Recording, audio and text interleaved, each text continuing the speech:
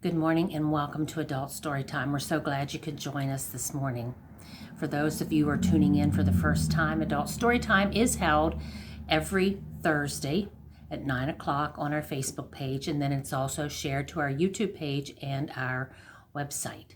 Today, we're still reading from the book I Didn't Know That. It's a book written by Karlen Evins, and it is a book that takes a look at phrases and sayings and where their origins came from. And today, we are actually starting with the letter F, so we're going to get started on our story. Face the music.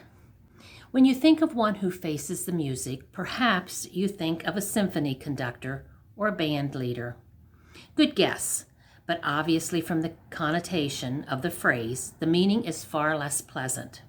Its origin is with the U.S. Army, and the music here refers to Rogue's March, which was the tune played when an offender was cast out of the service, which was as disgraceful a moment as one could face.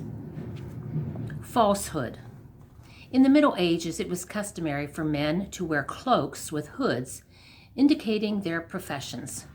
Doctors were known by one style of hood, clergymen another, artists and musicians yet another.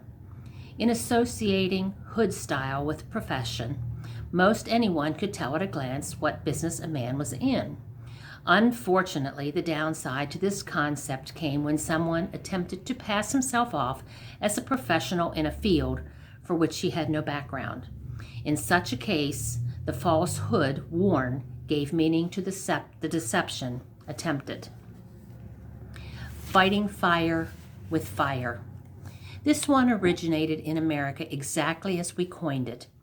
Early settlers, in an effort to put out great prairie fires, learned that by setting ablaze a circle or a strip of land in the path of the fire, they could often lessen its impact.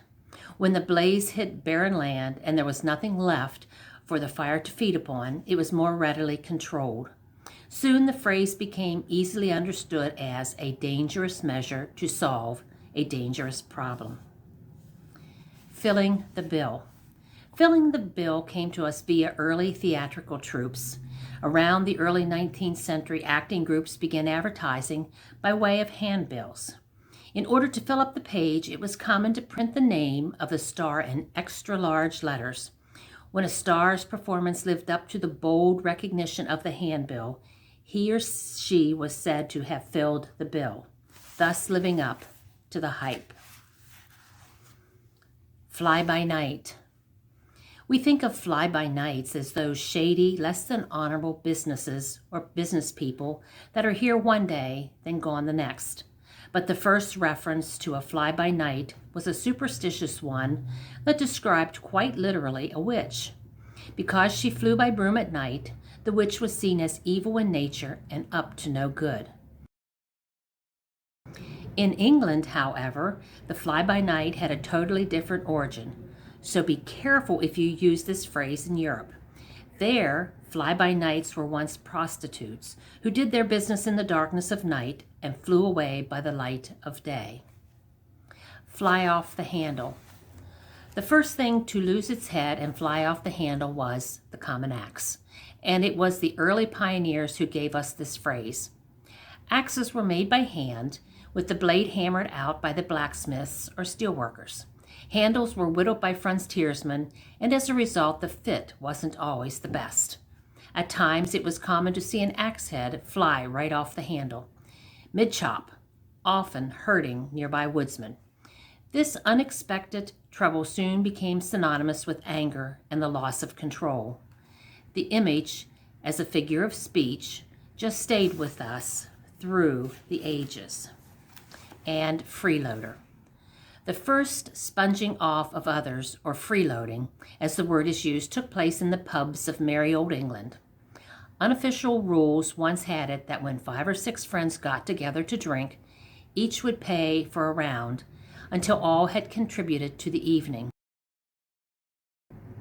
One who would accept drinks and then leave the pub before his turn to pay basically got loaded for free, hence the term freeloader. Interesting to note that in northern England, the one who left early was said to be shy his pint of beer, and thus was called a pint shyer as opposed to a freeloader.